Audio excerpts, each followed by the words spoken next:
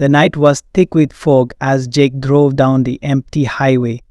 The headlights of his old pickup cut through the darkness, illuminating the road ahead, but doing little to ease the chill creeping into his bones. It was late and he had been on the road for hours, returning home from a long trip. The radio crackled softly, but the static was more comforting than the silence. He glanced at the clock on the dashboard. It read 2:13 a.m. Just a little longer, he muttered to himself, gripping the steering wheel tightly. The trees lining the highway loomed like dark sentinels, their branches reaching out like skeletal fingers. He felt a shiver run down his spine but brushed it off. He had driven this road many times before. It was familiar, almost comforting. As he drove, the fog thickened, swirling around the car like a living thing. The world outside faded into a ghostly blur. Suddenly, a figure appeared on the side of the road. Jake's heart raced. He squinted through the fog, trying to make out what it was. A woman stood there, drenched in white, her hair hanging limply around her shoulders. She looked lost. Jake slowed the truck, hesitating. "Do you need help?" he called out, his voice barely breaking through the eerie stillness. The woman turned slowly, her face hidden in shadows. For a moment, Jake thought she might not respond, but then she took a step forward, her feet gliding over the ground as if she hovered. "Please," she whispered, her voice barely audible over the sound of the engine. "I need a ride." Against his better judgment, Jake opened the passenger door. "Get in," he said, trying to sound brave. The woman climbed in, and a cold breeze swept through the cab, sending another shiver down his spine. He stole a glance at her. She was pale, her eyes dark and hollow, but her smile was oddly serene. "Where are you headed?" he asked, trying to break the tension. "Just away from here," she replied, her gaze fixed on the road ahead. Jake nodded, feeling a strange mix of sympathy and fear. He pressed on the gas, and the truck lurched forward. The fog thickened again, wrapping around them like a shroud. The woman remained silent, her presence filling the cab with an unsettling energy. Minutes passed, and Jake felt the weight of her gaze on him. "What's your name?" he finally asked, trying to keep the conversation going. "Anna," she said softly. "Nice to meet you, Anna." "I'm Jake." He forced a smile, but it felt strained. Suddenly, Anna pointed ahead. "Stop," she screamed, her voice sharp and urgent. Jake slammed on the brakes, the tires screeching against the asphalt. They skidded to a halt just inches from a figure lying in the road. "What the hell?" Jake exclaimed, his heart racing. Anna was already out of the truck, moving toward the figure. "Stay here," she commanded, her voice echoing in the stillness. Jake watched, panic rising in his chest. The figure was a man, unconscious and bleeding. He looked familiar, but Jake couldn't place him. "Anna, wait," he shouted, but she didn't listen. She knelt beside the man, her fingers brushing against his face. Jake's instincts screamed at him to leave, to drive away from this nightmare. But he couldn't just abandon someone in need.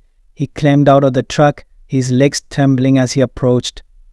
"Is he okay?" he asked, trying to keep his voice steady. Anna looked up, her expression unreadable. "He needs help," she said, her voice unnaturally calm. Jake knelt beside her, glancing at the man's face. It was then he realized who it was, a friend from high school, someone he hadn't seen in years. "Mark," he whispered, disbelief flooding his mind. Anna turned to him, her eyes darkening. "We need to get him out of here," she insisted. Jake hesitated. "What happened to him?" "I don't know," she replied, her voice low and urgent. "But we can't stay here." With a surge of adrenaline, Jake helped lift Mark's limp body. They struggled to get him into the truck, Anna's strength surprising him. Once Mark was in the back, Jake jumped into the driver's seat, his heart racing as he tried to process what was happening. "What do we do?" he asked, glancing at Anna. "Drive," she said, her voice steady. "Just drive." He pulled back onto the highway, the fog swirling around them like a living thing. The road stretched out endlessly, and the silence felt oppressive. Jake glanced in the rearview mirror, catching a glimpse of Mark's pale face. "What happened to him?" he asked again, his voice trembling. "I told you I don't know," Anna replied, her tone growing sharper. "But we need to keep moving." As they drove, the fog began to clear slightly, revealing the dark shapes of trees and the occasional flicker of distant lights. Jake felt a sense of relief wash over him. Maybe they were getting closer to civilization. But then, without warning, Mark stirred in the back seat. He groaned and Jake's heart raced. "Mark," he called out, hoping for a response. Mark opened his eyes, but they were vacant, as if he were looking right through Jake. "Help me," he mumbled, his voice barely above a whisper. "What happened to you?" Jake asked, panic rising in his chest. "I don't remember." Mark's voice trailed off, and he closed his eyes again, sinking back into unconsciousness. Anna leaned forward, her face inches from Jake's. "You need to drive faster," she urged, her eyes wide with something he couldn't quite place. "What do you mean?" Jake asked, confusion flooding his mind. "Just trust me," she snapped, and Jake felt a chill run down his spine. He pressed on the gas, the truck roaring to life as they sped down the highway. The trees blurred past and the darkness pressed in around them. He could feel Anna's gaze on him, heavy and expectant. "Where are we going?" he asked, his voice shaking. "Anywhere but here," she replied, her tone chilling him to the bone. As they drove, the landscape began to change. The trees grew denser, the road twisting and turning like a serpent. Jake felt disoriented, as if they were driving in circles. "This doesn't feel right," he murmured. "Just keep going," Anna insisted, her voice low and urgent. The fog returned, thicker than before, wrapping around the truck like a suffocating blanket. Jake's heart raced as he struggled to see the road ahead. He felt trapped, as if the darkness was closing in on him. Then, out of nowhere, a figure appeared in the middle of the road. Jake slammed on the brakes, the truck skidding to a halt just in time. "What the hell?" he shouted, his heart pounding. Anna was already out of the truck, moving toward the figure. "No," Jake screamed, panic rising in his chest. But Anna didn't listen. She approached the figure, her movements fluid and almost hypnotic. Jake watched in horror as the figure stepped into the light of the headlights. It was a woman, her face twisted in agony. "Help me," she cried, her voice echoing in the night. "Anna, come back," Jake shouted, but she was already reaching out to the woman. The moment their hands touched, the air crackled with energy. Jake felt a jolt of fear as Anna's expression changed, her eyes widening in shock. "Anna," he yelled, but it was too late. The woman's face twisted into a grin and Anna screamed, the sound piercing through the night. Jake leapt out of the truck, his heart racing as he ran toward them. But as he reached out, the woman vanished, leaving Anna standing there, frozen in place. "Anna, what happened?" he asked, panic rising in his chest. She turned to him, her eyes dark and hollow. "We shouldn't have stopped," she whispered, her voice trembling. "What do you mean?" Jake asked, confusion flooding his mind.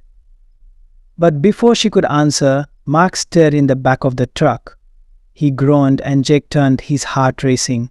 "Mark, are you okay?"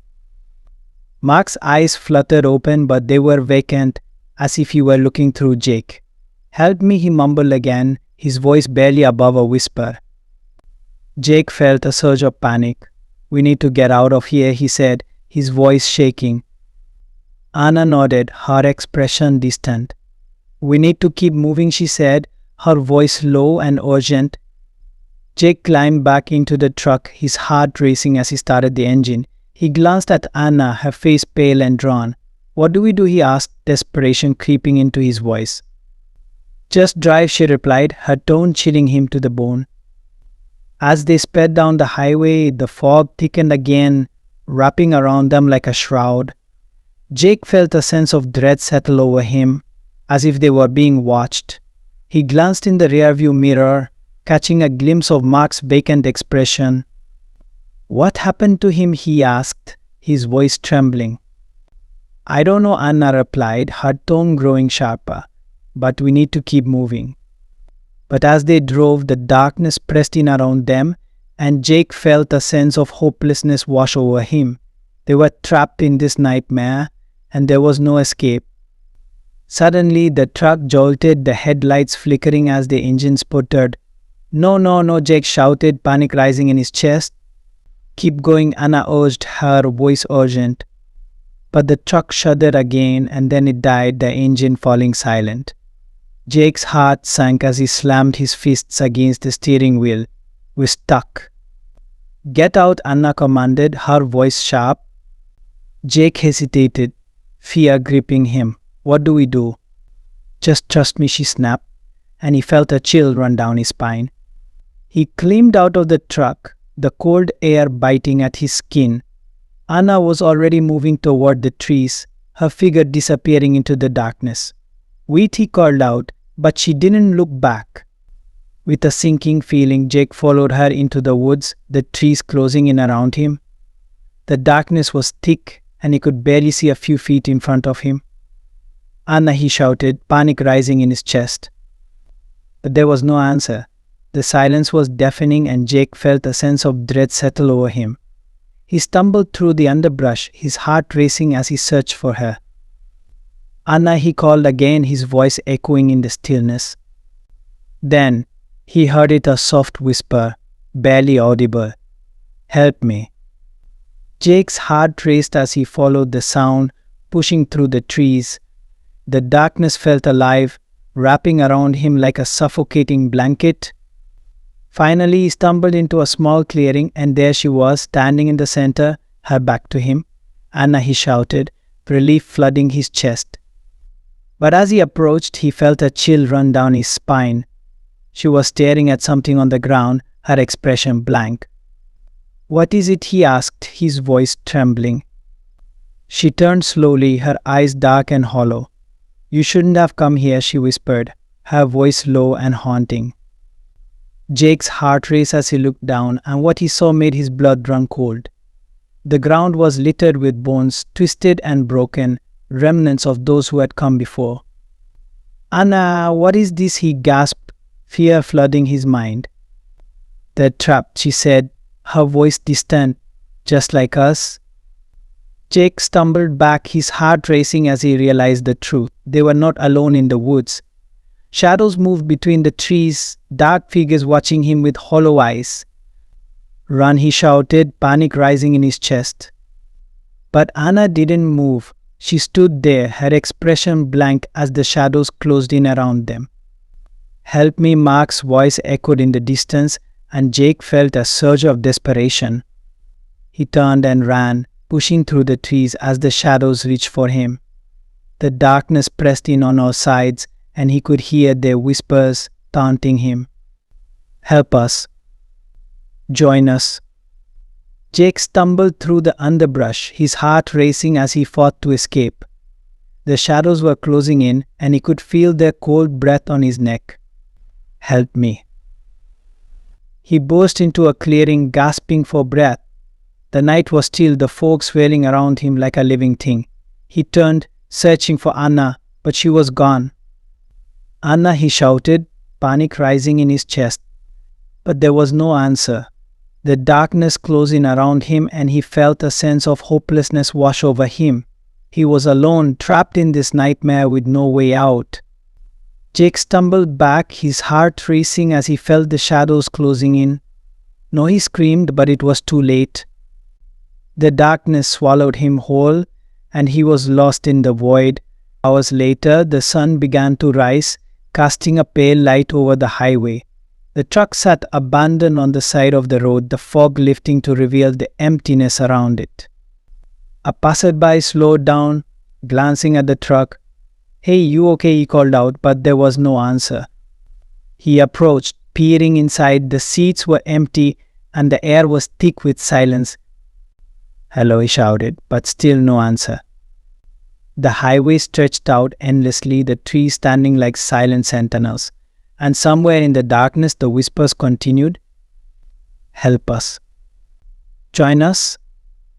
The highway held its secrets, and the night would always return.